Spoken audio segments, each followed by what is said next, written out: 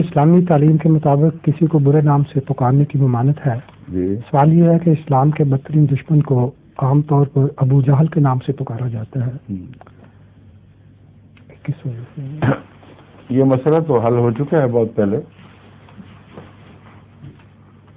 ایک ہے لا تنابزوا بالالقاب، یہ جو مضمون ہے یہ مومنوں کی سوسائٹی میں محبت کو ترویج دینے کے تعلق میں بیان ہوا ہے، اور فرمایا گیا ہے کہ دیکھو تم کسی کو برے نام سے نہ پکارو تاکہ تمہارے آپس میں اختلاف نہ پیدا ہوں، تمہاری یکجہتی کو نقصان نہ پہنچے. یہ اس تعلق کی باتیں ہیں. جہاں تک بری باتوں کا تعلق ہے، قرآن کریم فرماتا ہے کہ اللہ تعالیٰ جہر بالسوء پسند نہیں فرماتا الا من ظلم، سوائے اس کے جس پر ظلم کیا گیا ہو. اور اگر کوئی تمہیں برائی سے یاد کرتا ہے اور برے نام دیتا ہے تو اگر تم معاف کر دو تو بہتر ہے، مگر اگر نہ کرو اور اتنا ہی کرو جتنا اس نے تم سے کیا تھا تو بالکل جائز ہے. یہ بدلہ لینے کا حق جو خدا نے ایک کامل عدل کے اوپر قائم فرمایا ہے، یہ وہ حق تھا جس سے مسلمانوں نے استعمال کیا ہے. حضرت صلی اللہ علیہ وسلم کو مذمم کہتا تھا محمد کی بجائے، اور بدبخت میں نام رکھے ہوئے تھے. اس لیے مسلمان سوسائٹی کا حق تھا، خدا نے دیا تھا کہ اس کو اس نام سے یاد کرو جو پر حکمت بھی ہے، جو حقیقی بھی ہے.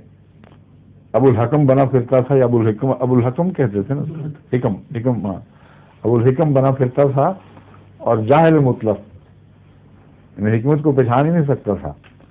اس لیے اس نام میں تو بہت گہرائی اور سچائی ہے، لیکن دوسرے نام میں اس میں بھی جھوٹ تھا.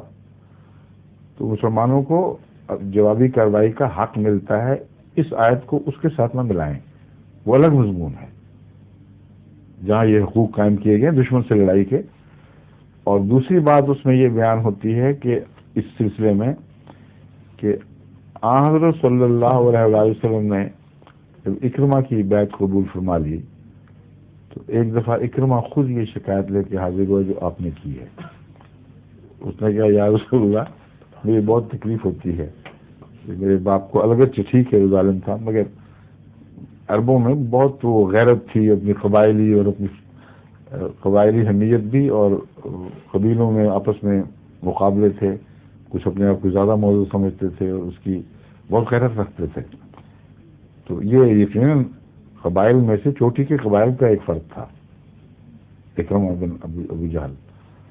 تو اس نے کہا یا رسول اللہ یہ کرتے ہیں تو مجھے تکلیف پہنچتی، آپ نے منع فرما دیا کہ اس کی موجودگی میں نہ کہا کرو. سمجھے؟ وہاں مومن کو تکلیف چونکہ پہنچنی تھی جس کا قصور کوئی نہیں، اس لیے وہاں ضمنی طور پر یہ اس آیت کے تابع آ گیا تھا.